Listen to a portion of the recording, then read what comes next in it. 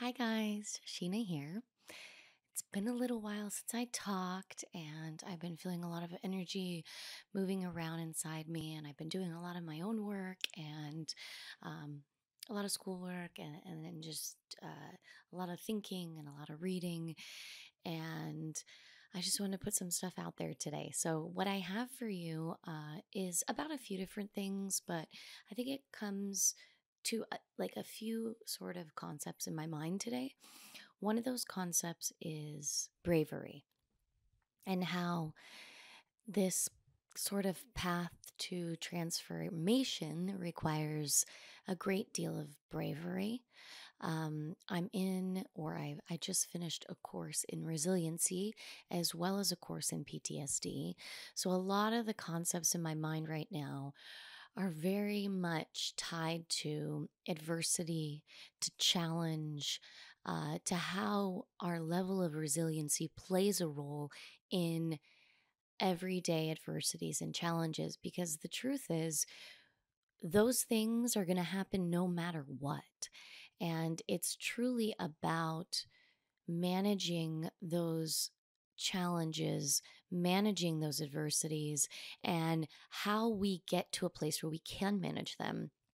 And two things come to mind because a lot of times the outside world triggers us and triggers us on into our mental space where we act out behaviors, where we find ourselves maybe like linked and attached to things that send us spiraling, whether it be behaviors or addictions um, or you know communication, lacking communication, things like that, that send us into places where we're kind of having to start like take two steps back, like start backwards again, or from a an older ulterior sort of ending that we've already experienced, or uh, it could also take us down those mental paths that send us into destructive sort of zones, or it could take us into physical paths where we hurt or we end up sick, and then we're sort of set back in that way. And I think a lot of times what's happening in those spaces is trauma. The other thing that just happens is just like life has got difficult things happening. I mean, the pandemic is a great example. I mean, I do believe there are other ulterior things happening, and that was a culmination of many events. However, um, not everybody sees it that way. And so, on a very basic level, it kind of just popped up for a lot of people. So, life has those sorts of things that happen that maybe we don't feel so intertwined in, or we don't necessarily feel responsible or see our place in them. However, I'm here to tell you that I think ultimately we're all connected and we do have a space in those things. But like I said, it does kind of come up in a spontaneous way, and it feels like it's very spontaneous. But life has adversities, it has challenges, so it does require us to be brave, to be warrior like, to be confident, to be strong. And there's a lot of information that tells us, like, yes, vulnerable and soft. The Bible tells us a lot about that. Brene Brown has a lot of vulnerability information, a lot of the progressive information we're hearing now, and even just the times, the information of our times. It's awakened to these new places where, yes, we are a more sensitive creature, and perhaps we've evolved in this way because of many, many things. And that is a conversation for another time. But here we are. Right? We're more sensitive. We're more engaged with our feelings. We're more engaged with life's adversities. And we might start to notice the connections. And um, like I said, it comes up a two ways. We are connected to it that we know of, or we're not connected to it that we know or don't know of. And either way, it requires us to show up. And sometimes we aren't able to show up, and that's because our resiliency is down, because our ability to deal with more, to put more on our plate, to handle what's coming at us is we're not able in that moment, and our capacity to deal with more is low. And so we can, like, have control over that. We have control over that every day, day in and day out. However, we're not always paying attention to those things. And that is where you get that emergence of this sort of self love, self care um, world where I think sometimes we might get it a little bit wrong and we think that's selfish, like I'm going to do me, those sorts of things come up. But it's not about doing me, it's about cultivating a me that is able to handle uh, realistically the world's challenges, whether they're my challenges that are coming up from my past programming or my triggers or my trauma, or they're challenges from other people's stories and the things around that are happening, or the things that we're deeply connected to but fairly separated from worldly events, things like that, or somebody getting in an accident in traffic and that not being our fault. We still have to deal with those things as they come. And if our resiliency level is low, if we're tired, if we're anxious, if we're scared, if our relationships are struggling and that's in the back of our mind, if our children are suffering and that's in the back of our mind, or our loved ones, if our work environment doesn't suit us, if our food is our fridges are not full, if we're hungry, if we're tired, if we're sad, that all affects our ability to respond, react, and show up in this world.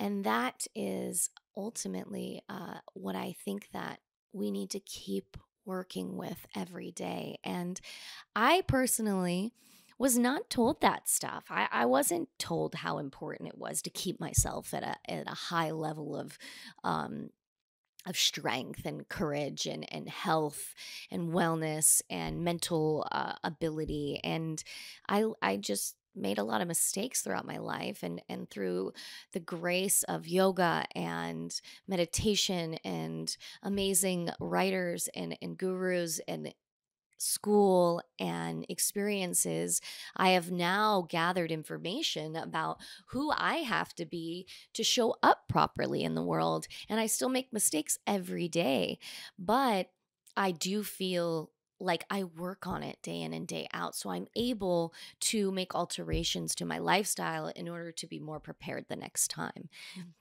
And that's the stuff I don't think we talk enough about when it comes to self love. When it comes to self care, is like, okay, yeah, the whole "do me" movement, but that's not what it's about. It's about cultivating. And why? Why?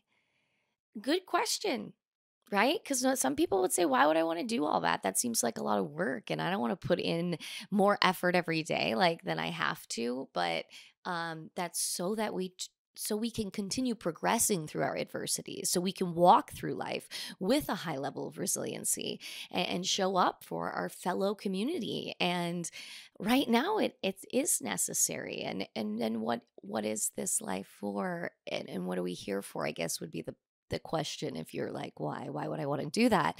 And I don't know, I guess there are different theories and there are different ideas. But if this resonates with you and you want to have a higher level of resiliency, and you do see where you trip up in your life and you are struggling, then that's who I'm speaking to. And that's what I'm saying is like more about our level of building practices and tuning into ideas and concepts within us that need to be managed better so that we're not triggered out in life situations. And that's just some of the stuff that's been kind of coming up with me recently. And this is life, and it really ultimately, I mean, it matters and it doesn't matter. But if you're struggling with it, I think that's when it matters, and when you need to look at it. So in dealing with those things, it is about what we do beforehand. It is about what we cultivate day in and day out, how we wake up in this world, how we go to bed in this world,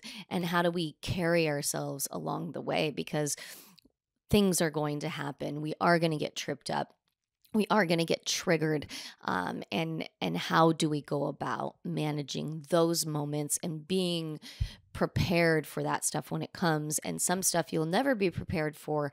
However, I personally think if you work these practices and get on yourself day in and day out, that you're going to have a higher level of ability when it comes to those things showing up in your life. And that's kind of what I wanted to talk about today. Just a lot, it's coming from a place in me where there's been a lot of internal work on like some triggers that I have for my surrounding worlds, and really trying to find that more unconditional space of love. And I've done some videos about what that looks like, but I think for me, I didn't realize so much of my world was kind of triggering me, and I thought it was the world around me, but it was always inside of me. And although I knew that, I wasn't capable, or I didn't have the tools to fix that stuff inside of me and to reorganize it and transform it and to create it into energy that makes more sense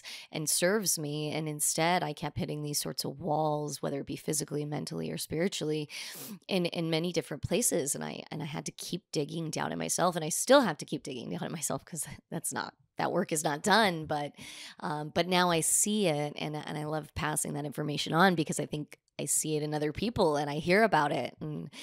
And I think there are tools to help us manage that, and we can live more like peacefully, right? By letting go of things that don't serve us over and over and over again, and really learning from our lessons. If those lessons seem to keep coming around, then we probably didn't learn, and then that's kind of where we have to look, instead of turn away because it's painful or weird, or we don't feel like we have time or energy or life. But I think we do, and those are just other ways of us, you know not doing it. So, but anyways, yeah, I needed to talk today. I wanted to share. And yeah, I miss my videos, so I guess I have to find the time, cultivate the time to do this more and more.